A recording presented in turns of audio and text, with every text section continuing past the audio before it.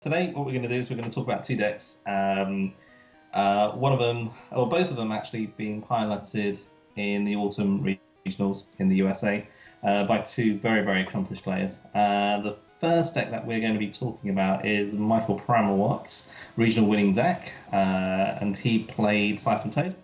And the second one is Ross Cawthorne, very established player, played for a lot of years. And he played a variant of Night March. So I'm going to pass you over to Jono and Connor. Okay, right, here we go. First of all, we're going to talk about Seismitoad Bats.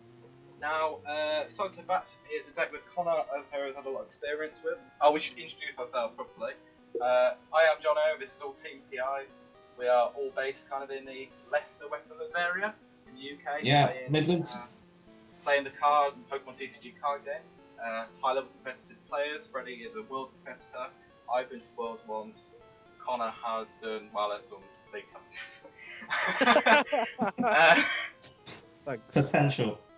So we're looking at Michael Pramawat's list today in particular, and in a few weeks we're going to be having him on to interview. Yeah, definitely looking forward to that. Yeah. So what we're going to be doing, having a look through this, what I want to talk about are kind of some of the areas which are a bit off-piste, because we all know, all our competitive players know, what a standard Seismitoad Bats looks like.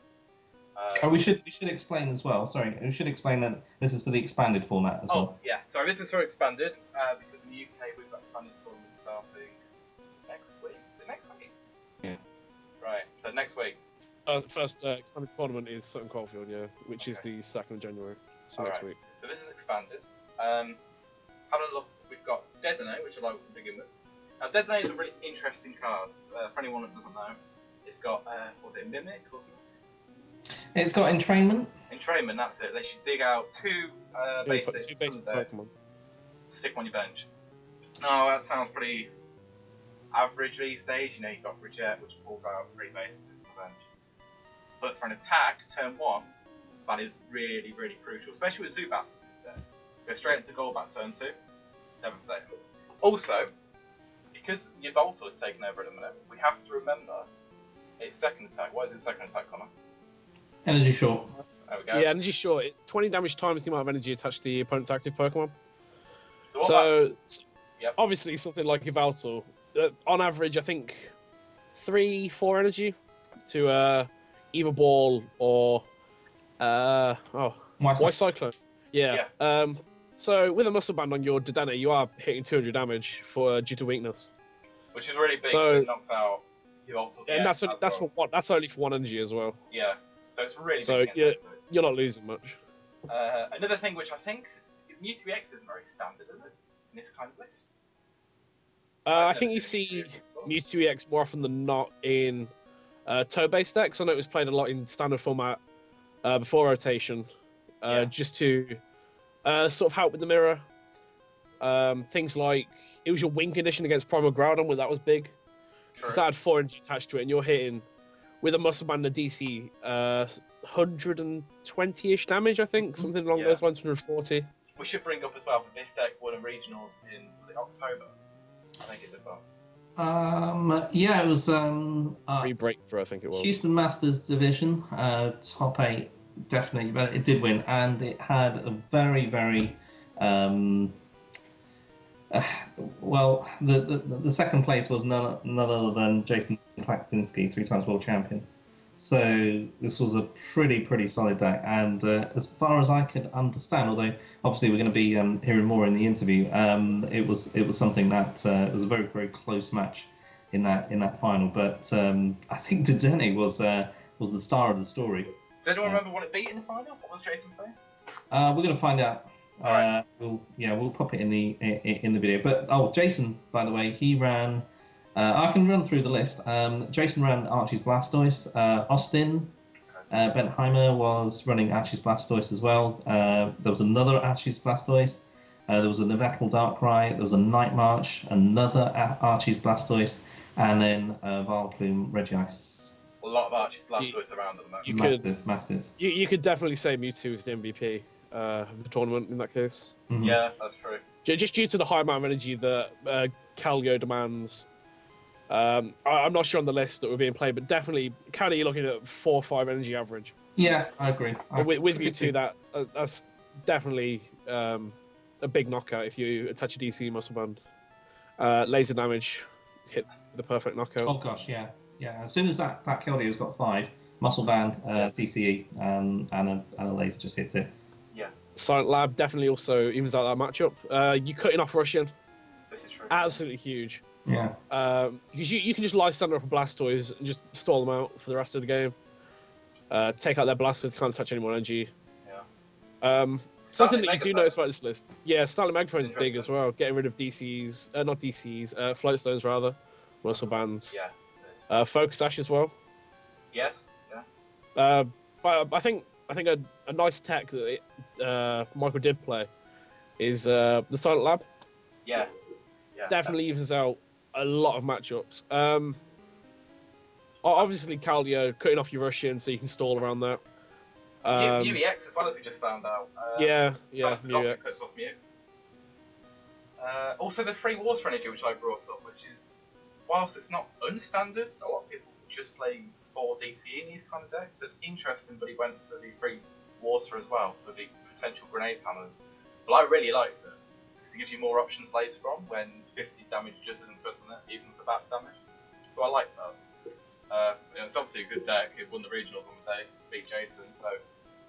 Yeah, three water energies. I remember playing something very similar to this. I was fiddling about with what to combine with Toad, so I went through Manectric. I was also thinking of combining it with Sceptile EX, and that was when the first tournament started running, just before the rotation came about. If you remember, we still had the old sets in play. Yes. So people were still running Keldeo, and there was one tournament which was in, for example, in Beaton in Nottingham, as an LC there, and 3 water is an absolute minimum. You cannot go any lower than that at all. If you want to try and do grenade hammer, but I think rather than grenade hammer, I think also the fact that if you are under any kind of heavy energy removal, you need those 2 water energies. So 3 is findable, so to speak, to try and get some sort of claw back into the game with Seismitoad.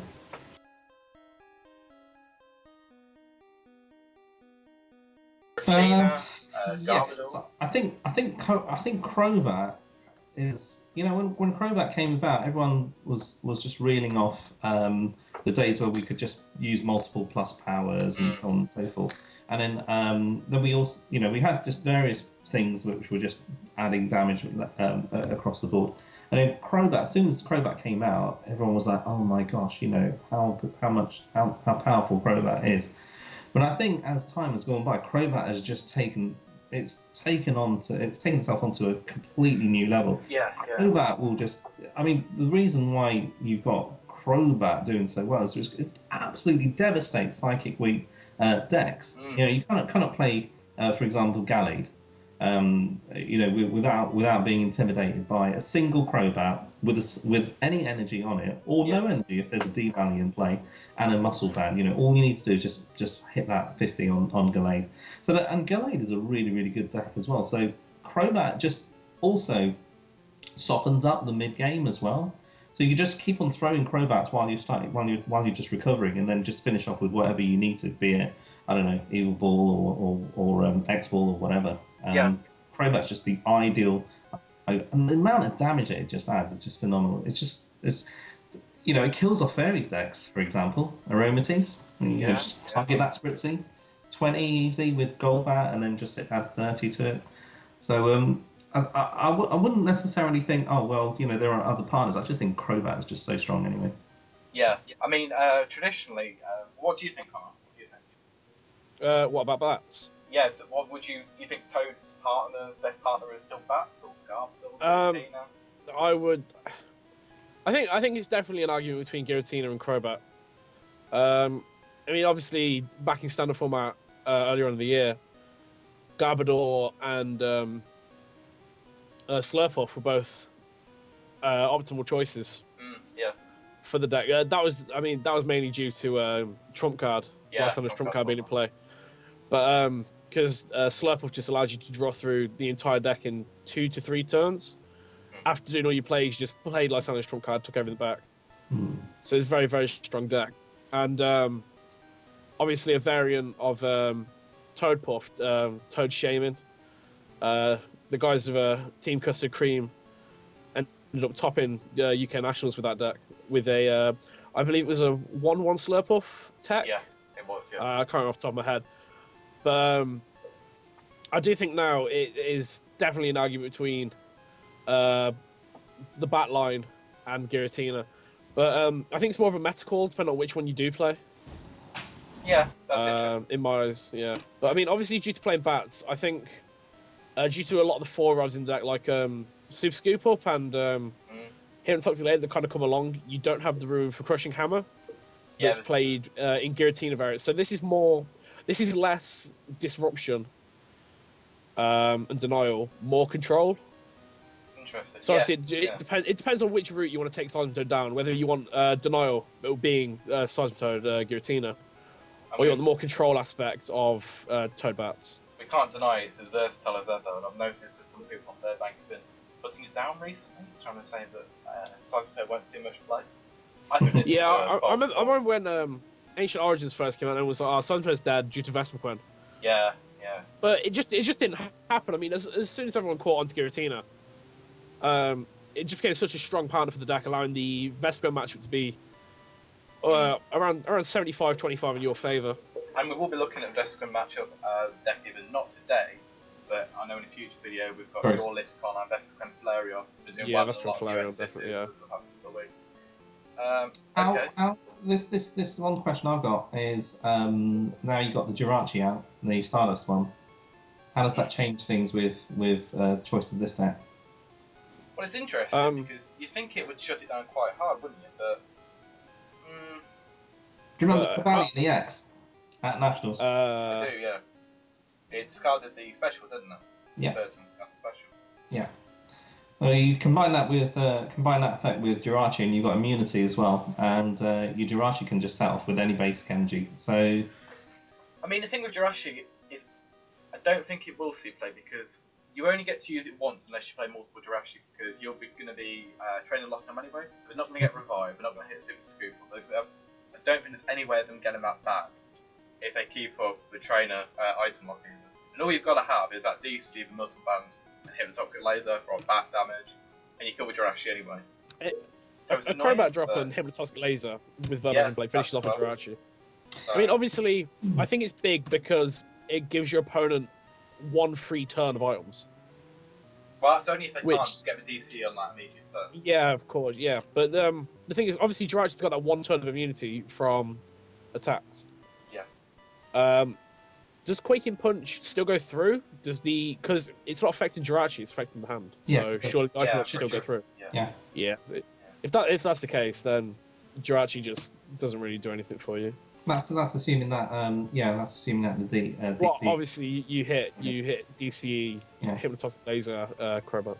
It's interesting though because in standard you have to remember we had first couple of regionals. Me and you kind of played Tina Toad. We played Toad success with it. Yeah. And then once the Jirachi was released, we shied, and a lot of people shied right away from it because they thought it was dead. It wasn't working. Yeah, it still does see play, and it did top a few events. And the irony is, Jirachi doesn't see that much play anyway. Yeah, obviously at Huddersfield regionals, people were playing whatever the hell they really wanted. Mega Sceptile won.